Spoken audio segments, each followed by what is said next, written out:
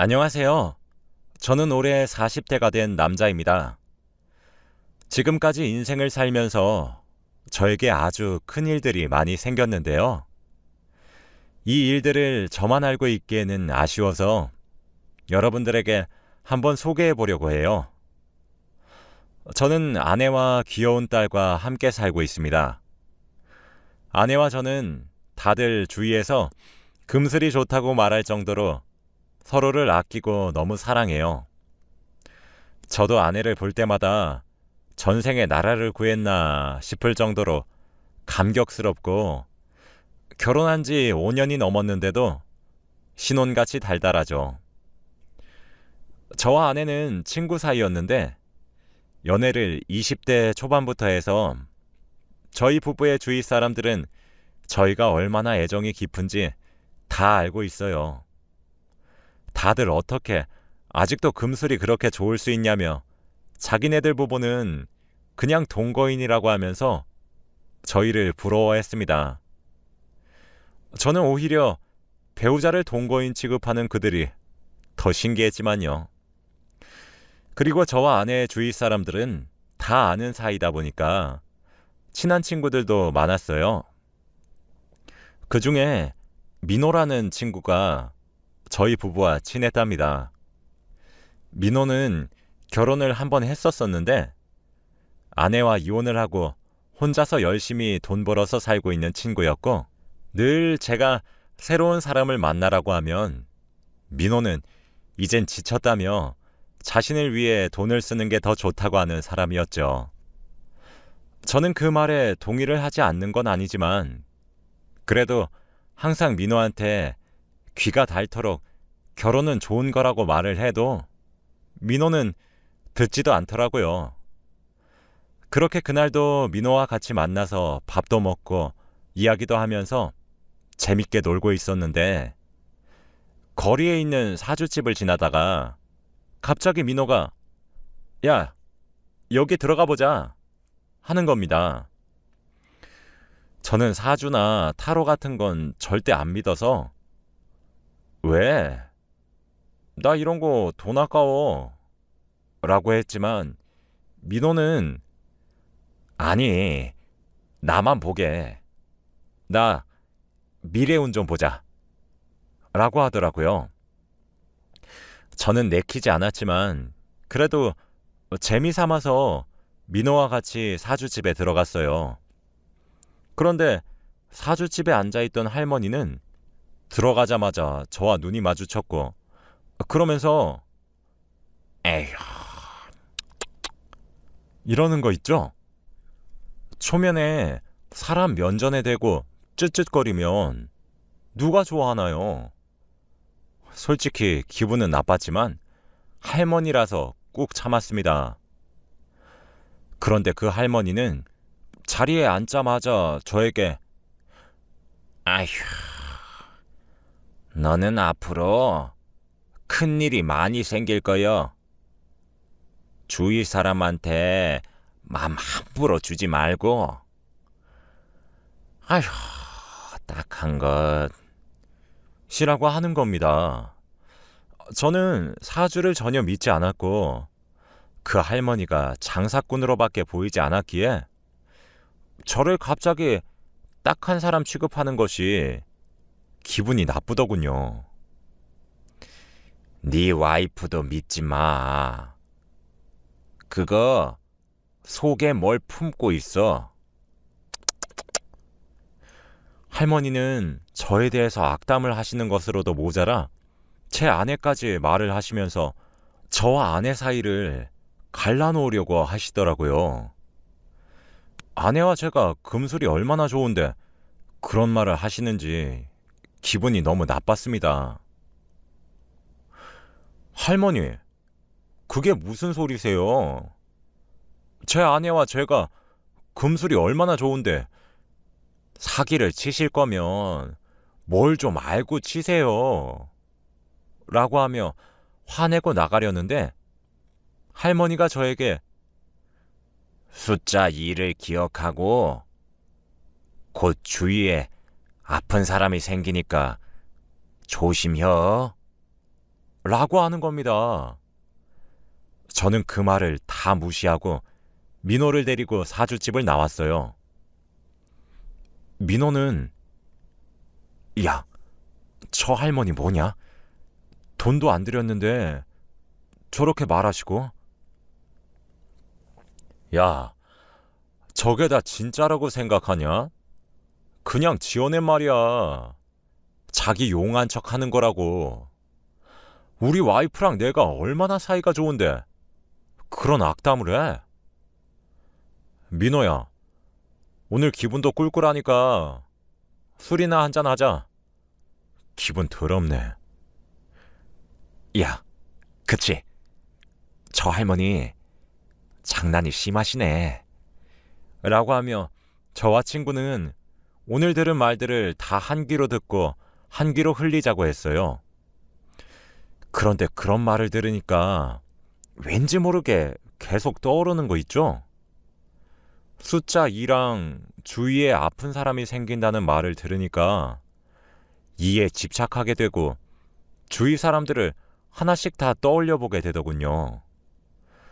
술을 먹고 거하게 취한 뒤 잊자고 했고 그날 친구와 많이 마셨습니다. 그리고 집에 돌아와서 아내에게 오늘 들었던 이야기들을 다 하니까 웃으면서 무슨 그런 얘기를 듣고 와. 그래도 돈 안 내서 다행이다. 라고 하더군요. 모두가 그 할머니를 사기꾼이라고 했고 저도 그 말에 동감했습니다. 그리고 얼마 뒤에 충격적인 일이 생겼는데 그날 그 할머니의 말이 진짜일 수도 있겠다는 생각을 하게 되었어요. 아내는 밖에 볼 일이 있어서 잠깐 나갔고 집에는 저희 아이와 저 둘이서 있었는데 택배가 오더라고요. 그래서 아무런 의심 없이 택배 상자를 열었는데 안에는 여자 옷이 있는 겁니다.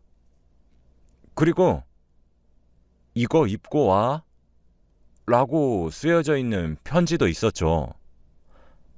저는 보자마자 너무 놀라서 택배 상자를 떨어뜨렸고 아무런 행동도 할 수 없었어요. 이거 누가 봐도 아내가 불륜을 저지르고 있다는 신호였고 당장 어떻게 해야 할지 너무 막막한 겁니다. 아내에게 화를 내면서 따질까도 생각해봤지만 저는 아무런 증거도 없었고 아내가 핑계만 댈 것 같아서 우선 증거를 모으기로 했어요. 그래서 택배 상자를 다시 포장했는데 제가 뜯은 흔적은 사라지지 않더라고요. 그리고 몇 시간 뒤 아내가 집으로 왔고 저는 아내가 택배 상자를 보고 무슨 반응을 보일지 궁금해서 유심히 지켜봤습니다. 그런데 아내는 택배를 보자마자 제가 뜯어놓은 흔적이 있으니까 저한테 여보, 내 택배 먼저 뜯지 말라고 했잖아 라고 화를 내더라고요. 저는 나 안 뜯었는데? 그거 택배 아저씨가 택배 너무 함부로 다뤄서 그런 거야. 무슨 택배인데 그렇게 화를 내? 라고 물었어요. 아내는 말없이 택배를 뜯더니 놀라했고 제 눈치를 보더라고요. 택배 안에 있던 물건을 봤으면 제가 이렇게 태어날 수 없다는 것을 아내도 알았는지 택배를 열지 않았다는 사실을 믿더라고요. 그러고는 택배 상자를 들고 방에서 나갔습니다. 저는 아내의 모습을 보고 정말로 불륜을 확신했고 그때 그 할머니의 말이 머릿속으로 스쳐 지나가더라고요. 아내를 믿지 말라는 말과 속에 무엇을 품고 있다는 말이 다 이 일을 예언하시고 말하신 거겠죠. 저는 도저히 어떻게 해야 할지 모르겠어서 민호에게 전화를 걸어서 만나자고 했어요. 그때까지 저는 이혼을 해야 할지 고민도 되어서 한번 경험이 있는 민호를 불러 조언을 듣고 어떻게 해야 할지 물어보려고 했거든요. 민호를 만나고 모든 일들을 다 말했습니다. 민호야, 나 어쩌냐 진짜. 난 우리 부부가 금슬이 좋고 사이가 좋은 줄 알았는데 어떻게 내 와이프가 나한테 이럴 수 있냐? 어떻게 딴 놈이랑. 정말 그 할머니 말이 맞나 봐. 와이프 믿지 말라고 한 거. 야, 아니야. 우연일걸? 너무 섣부르게 판단하지 마. 그리고 그 옷 친구가 보낸 거일 수도 있잖아. 아니야. 누가 봐도 남자가 보낸 거야. 나 이혼하고 싶은데 어떻게 해야 되냐? 민호는 자신의 경험을 예로 들어서 우선 증거를 모으라고 했어요. 당장 증거를 모아서 변호사를 찾아가 이혼 소송을 진행하라고 했죠. 마음 같아서는 그렇게 하고 싶었지만 저희에게는 아이도 있었고 무엇보다 제가 아내를 너무 좋아했습니다. 그렇게 불륜인 것을 알고도 아직까지 좋아하는 저를 보니까 스스로 화가 나더군요. 우선 그날은 민호가 저를 위로해 주었고 저는 민호에게 신세한탄을 했네요. 민호 같은 친구가 없었다면 큰일 날 뻔했습니다. 그리고 저는 그날부터 아내의 사생활에 간섭을 하며 불륜 증거를 모으기 시작했어요. 아내 차 블랙박스랑 휴대폰까지 싹 다 보았는데 전혀 증거가 안 나오더라고요. 그런데 증거는 바로 통화 기록이었습니다. 아내는 최근 2달 동안 한 사람에게만 자주 전화를 했었는데 그 사람은 바로 제 친구 민호였어요. 둘은 원래 친한 사이라서 자주 안부 전화도 하는데 거의 매일 전화하지는 않거든요. 그런데 아내와 민호는 하루에 2번 이상 전화를 꼭 했습니다. 솔직히 민호는 저의 가장 친한 친구이기도 하고 제 고민을 듣고 위로까지 해준 친구니까 민호는 절대 그런 애가 아닐 거라고 확신했고 민호가 아내에게 전화를 한 이유가 제가 말한 얘기를 아내에게 전해줘서 저와 아내를 화해시키려고 전화를 자주 했다고 생각했어요. 그래서 아내도 제가 지금 자신의 불륜을 의심하고 증거를 찾고 있다는 것을 알고 있을 것 같았죠. 저는 그날 아내가 퇴근하고 집에 와서 진지하게 그때 온 여자 옷이 들어있던 택배에 대해서 물어봤습니다. 제 상식선으로는 도저히 여자가 보내줬다고 생각할 수 없었고 아내가 어떤 핑계를 댈지 궁금했거든요. 여보, 사실 나 그때 택배 봤어. 옷, 그거 누가 준 거야? 아, 그거 친구가 줬지. 내 생일 선물 못 챙겨줘서 미안하다고 선물해 주던데? 그럼 쪽지는? 그건 장난친 거지. 여자들끼리 이런 장난 많이 쳐. 설마 여보, 그것 때문에 요즘 계속 우울해 있던 거야? 설마 나 불륜 의심하는 거 아니지? 아내는 오히려 당당하게 불륜이라는 단어를 꺼내며 아니라고 주장했고 저도 확실한 증거가 없었기에 화를 내지 않았습니다. 마음속으로는 이미 아내의 불륜을 확신했지만 아이에게는 너무나 좋은 엄마였기에 참고 살려고 했죠. 그리고 얼마 후 아내의 진정한 불륜 상대가 민호라는 확실한 증거를 찾아버렸습니다. 아내가 자기 차를 세차해 달라길래 아내 차를 탔는데 민호의 담배가 발견됐거든요.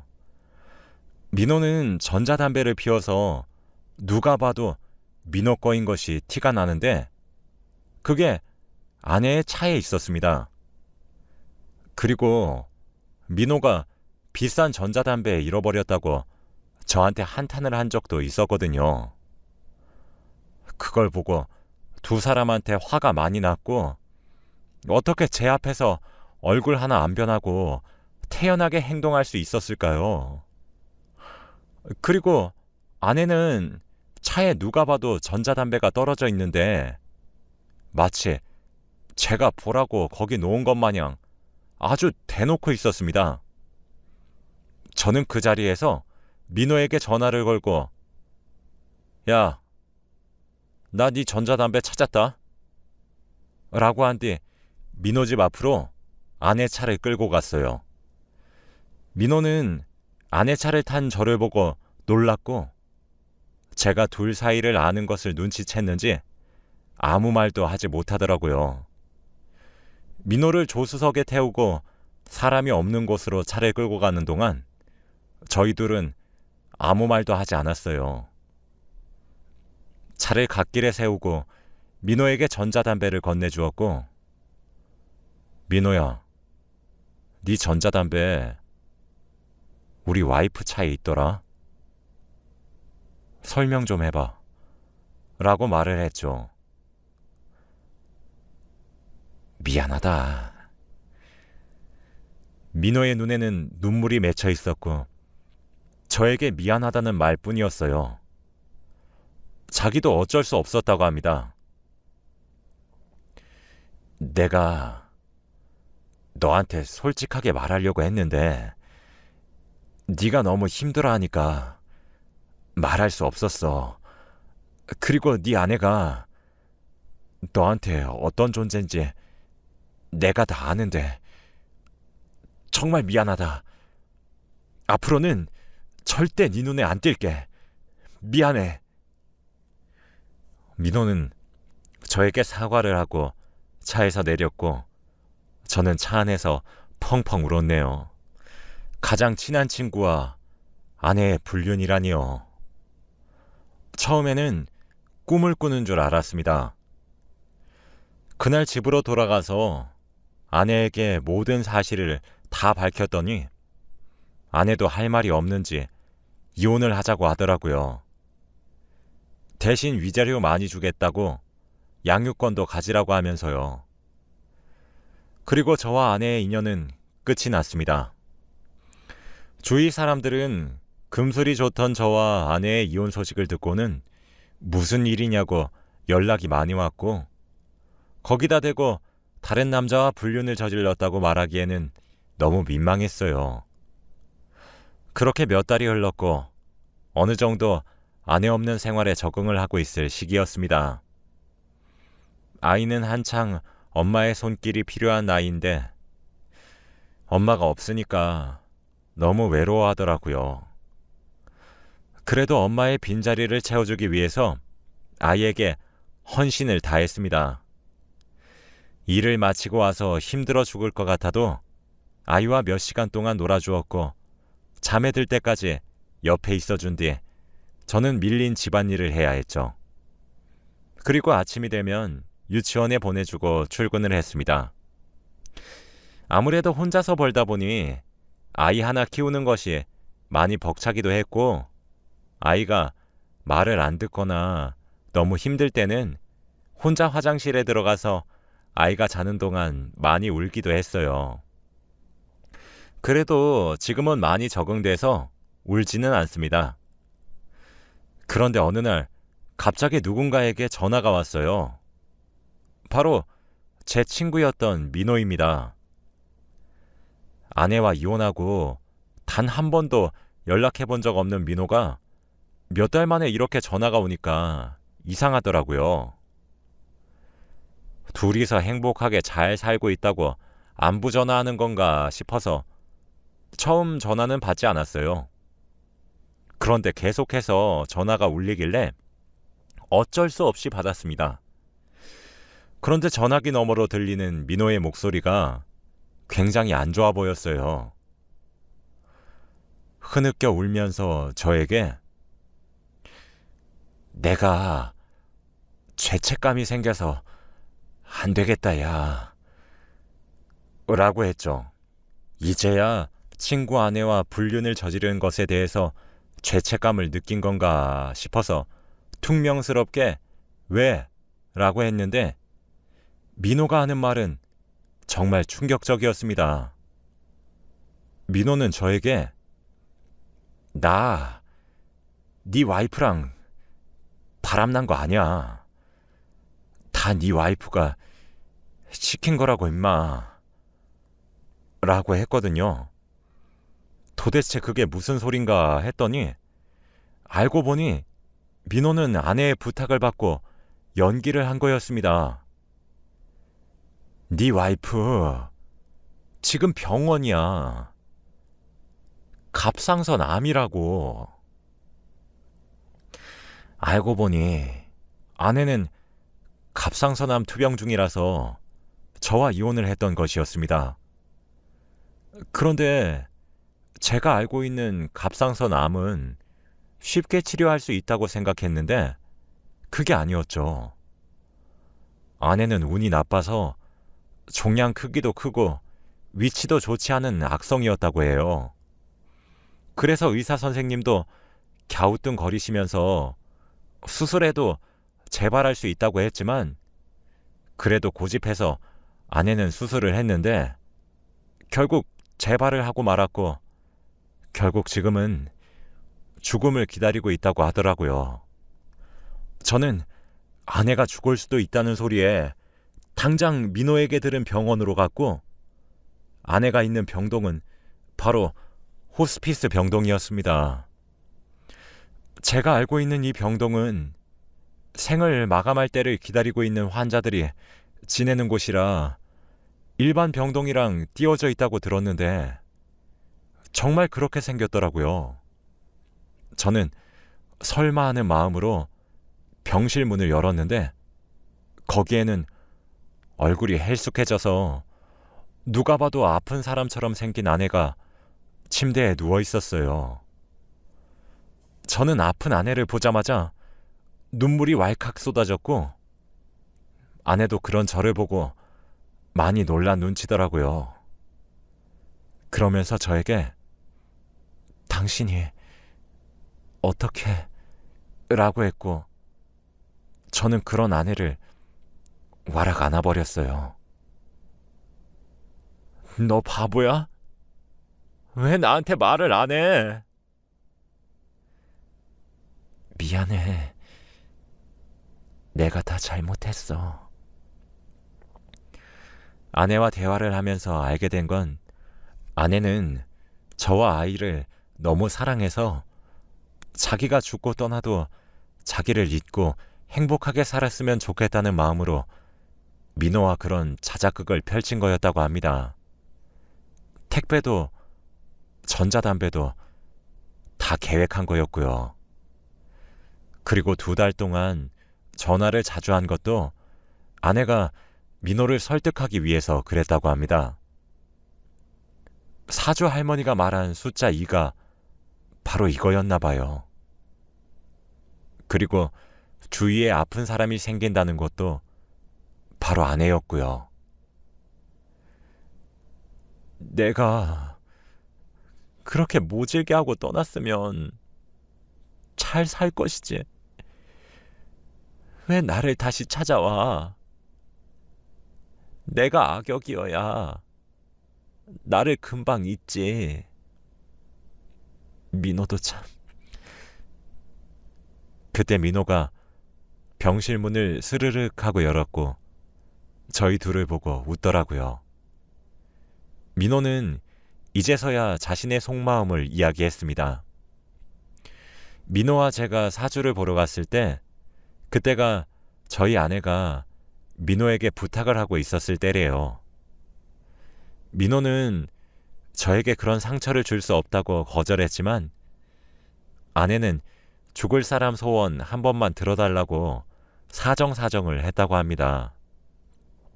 그리고 민호는 결국 2달 동안 고민을 했다고 하네요. 그런데 사주 할머니가 숫자 2를 조심하라고 했을 때도 뜨끔했고 아내가 속에 뭘 품고 있다는 말과 주위에 아픈 사람이 생긴다는 말을 들었을 때 너무 놀라서 소름이 돋았다고 합니다.